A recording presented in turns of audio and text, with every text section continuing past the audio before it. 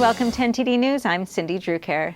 The House of Representatives passed a $4.6 billion emergency aid package, which addresses the humanitarian crisis at the U.S.-Mexico border. The vote comes after House Speaker Nancy Pelosi decided not to try to amend the bill. The yeas are 305, the nays are 102. The motion is adopted. Representatives voted 322 to 85 in favor of the Senate-drafted measure and now goes to the President for signing. The bill aims to ease a cash crunch for federal agencies that care for migrants. Facilities and resources have been overwhelmed by the influx of illegal immigrants in recent months. Those hoping for a clear ruling on whether the 2020 census can ask about citizenship were disappointed today. NTD's Holly Kellum has more on how the Supreme Court's decision not to decide may have decided the case for now. The Supreme Court today temporarily blocking the Trump administration from adding a citizenship question to the 2020 census. It was the 4 liberal justices versus the 4 conservative justices. Chief Justice John Roberts, a conservative turned swing vote, broke the tie. In his opinion, Roberts wrote that there was a significant mismatch between the decision Commerce Secretary Wilbur Ross made and the rationale he provided. However, he didn't question the validity of the administration adding the question. At stake here is money and political influence. Opponents of adding the question say it will deter some non-citizens from filling out the questionnaire. They're worried that because state aid and representation in the House of Representatives is both based on population size, which is determined by the census, that states could see a reduction in both their representation in Congress and state aid. The main states at risk are California, Texas, Florida, New York, Arizona, and Illinois. It had a direct impact on many states, including my own of Illinois, because when minority populations are undercounted, we end up losing options for federal funds to come our way. I think a lot of people believe that how much money a state gets based on the number of people should be related to those here legally, not illegally. The Supreme Court didn't close the door on the case, however. It sent it back to a lower court for further review. But the decision may prevent the question from getting on the 2020 census. Census Bureau officials say they need to print the questionnaires by the end of this month, which is just 3 days away. Writing from Japan, Trump said he was asking the administration's lawyers to delay the printing so that the Supreme Court could make a final ruling. Holly Kellum, NTD News. President Trump arrived in Osaka today for the 2-day Group of 20 Summit, amid growing trade and geopolitical tensions. Trump arrived at about 6:45 p.m. local time Thursday at Osaka's Itami Airport.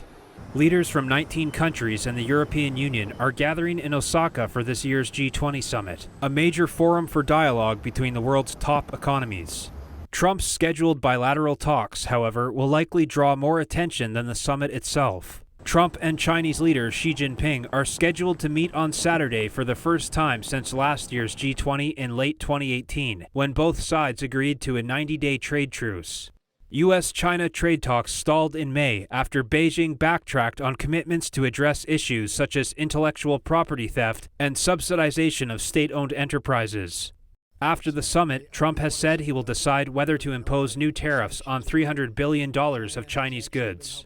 Trump is also set to meet with Russian President Vladimir Putin. The White House says there is no formal agenda, but a conversation about regional security, specifically in Iran, is expected. The president will also participate in meetings with leaders from Australia, Japan, India, Germany, Brazil, Saudi Arabia, and Turkey. President Trump is hoping to revive trade negotiations between the United States and China at the G20. Talks fell through in May, and the two leaders haven't met face-to-face since late 2018. Trump said yesterday a trade deal with Chinese leader Xi Jinping was possible at the summit, but is prepared to impose tariffs on all remaining Chinese imports if an agreement can't be reached. The U.S. Commerce Department added several more Chinese companies to its national security entity list last week, barring them from buying U.S. parts without government approval. Citing Chinese officials, the Wall Street Journal reported that Xi wants the ban lifted on Huawei and other Chinese companies as part of the terms for a trade deal. The report also said China wants the United States to lift tariffs and stop asking them to buy more U.S. goods than previously agreed to. The director of the U.S. National Economic Council, Larry Kudlow, said today that Trump is happy with the state of tariff negotiations. Our economy is strong. Their economy is very weak. He's perfectly happy with that. If the talks fail, he has said we will go to Plan B, which is another round of tariffs. Other priority topics at the summit include environmental protection, new regulations for the digital sector, and free trade. Japan is looking to set an example with the recent approval of a national plan against plastic waste that promotes recycling and substitutes plastic with biodegradable alternatives.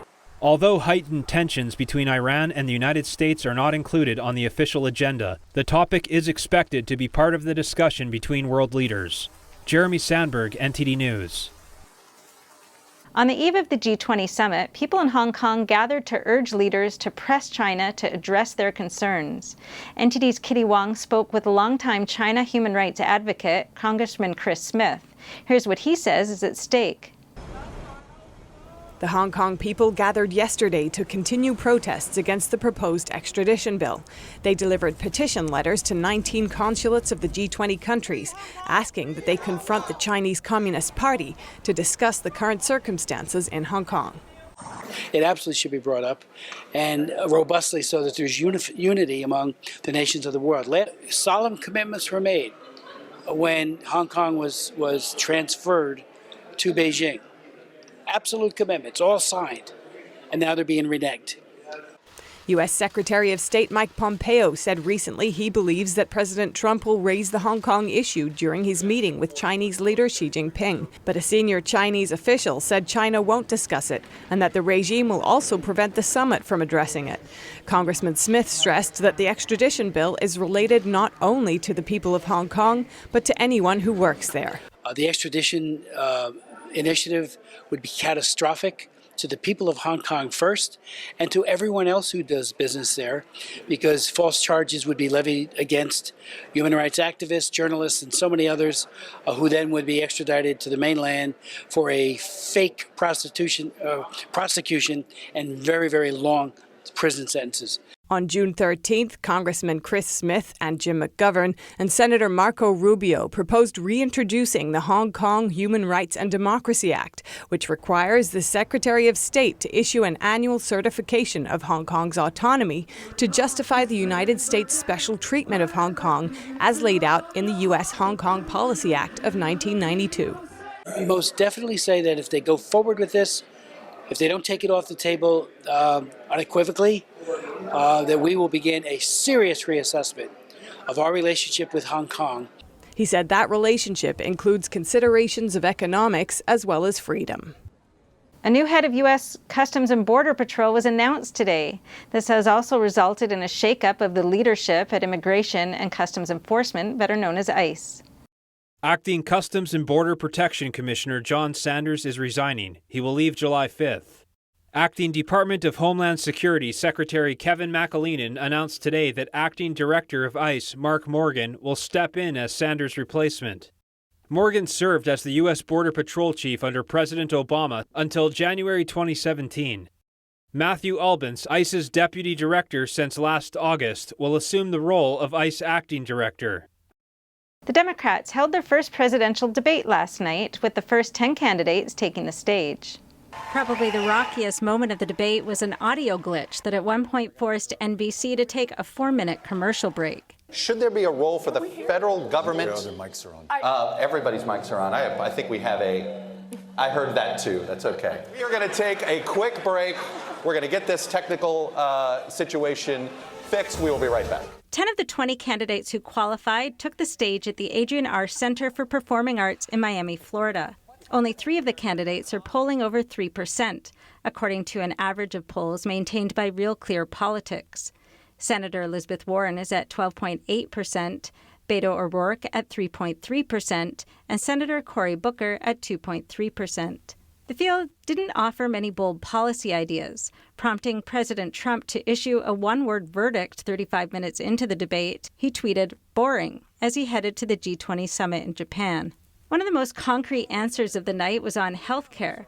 Host Lester Holt asked who would abolish private health insurance in favor of a government-run plan. Only New York Mayor Bill de Blasio and Senator Warren raised hands. Private insurance is not working for tens of millions of Americans. The lack of support may show a bit of a shift.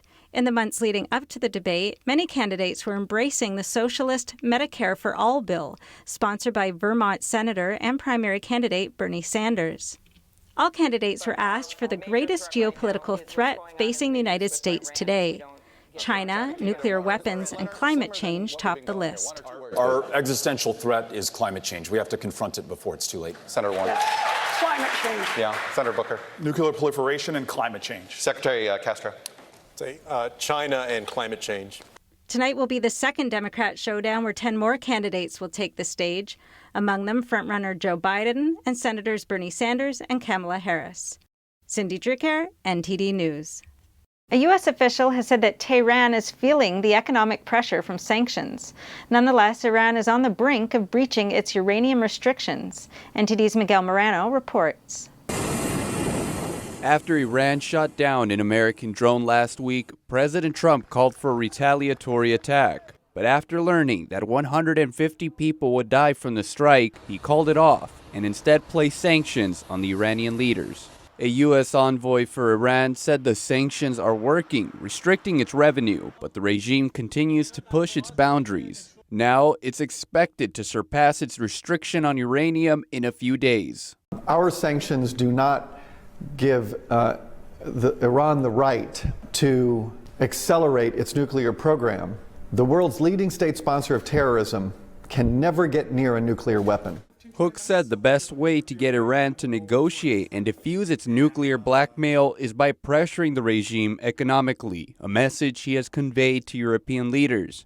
However, since President Trump held back his attack and imposed sanctions on Iran, the regime has reproached and insulted the White House and has said it will not negotiate unless the sanctions are lifted. 1 year ago, when Secretary Pompeo presented our new foreign policy to Iran, we made clear that if Iran starts to behave like a normal nation and not like a revolutionary cause, we will lift all of our sanctions. According to Hook, European leaders and President Trump have said that there will be consequences if Iran does not obey its restrictions on uranium. Miguel Moreno, NTD News. Touchscreens, face recognition, and autonomous vehicles are some of the more familiar ways that we understand how sensors work. But did you know it can be applied in many other areas? NTD's Eileen Eng went to the Sensor Expo and Conference in San Jose to see what's happening at the cutting edge of sensor technology. Things you never knew that can be enhanced through sensitivity. Magnets for autonomous driving. A drone guidance system with 1 centimeter accuracy. Enhanced speech recognition that can record just your voice even with the blender on. The 34th Sensors Expo and Conference ended today. It attracted about 9,000 to 10,000 people across different industries. This is the largest sensor expo in the nation. There are over 400 exhibitors ranging from automotive, health, and internet. An integral part of sensitivity is IoT, or Internet of Things. It is how objects and data can be connected through the internet without person-to-person interaction. A key highlight here is embedding cutting-edge technology into devices. For a long time, sensors and embedded technologies and systems have been working together, and sensors are an integral part of embedded systems. For example, this company shared their latest development with pressure sensors. These chips measure altitude changes of about 4 inches. One use is in fitness watches. If you're going up the hill, you're burning more calories. If you're going down the hill, you're burning less. So this provides more accuracy for the fitness watches. This company from Southern California uses sensors to measure air pollution. We have low-cost sensors mounted in this duct that transports polluted outside air through the car for the sensors to measure. This sensor measures an object's distance from a sensor using time and maps it out in color using a method called time of flight. The further I pull my hand away from the sensor, the colors gradually change from red to orange to blue. And then the furthest, it gets colder and colder. Simple sensors are creative too. Here's a button that appears to be 3D. I'm not even touching it, it's a motion sensor. Here are battery-operated electronic road flares that can replace the traditional magnesium road flares placed next to accidents. They all talk to each other as well. It's an intelligent device in that when you turn it on, they sequence in order. This knob detects the location of a magnet. It can be used to turn on the AC in the car or used for consumer application like washing machines. As you rotate the knob, the LEDs will show the orientation of the magnet. So the blue points represent the north pole and the red points represent the south pole of the magnet. This is the 4th year the event has been held in San Jose. People continue to attend in hopes of leaving an impression in Silicon Valley. Eileen Ng, NTD News, San Jose, California. A California woman was killed in a shark attack in the Bahamas yesterday. She was snorkeling near Rose Island, and 3 sharks approached Jordan Lindsay as her parents and family members tried to warn her.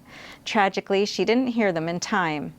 Officials confirmed that Lindsay was bitten on her arms, legs, and backside. She was later pronounced dead at a hospital. Lindsay's parents created a GoFundMe campaign to raise money to bring her body back to the United States. They wrote, "Lindsay had the most beautiful, gentle soul, and she will be missed deeply." An early heat wave is spreading across Europe and could potentially break records and turn deadly. Several countries are bracing for temperatures never seen before in the month of June.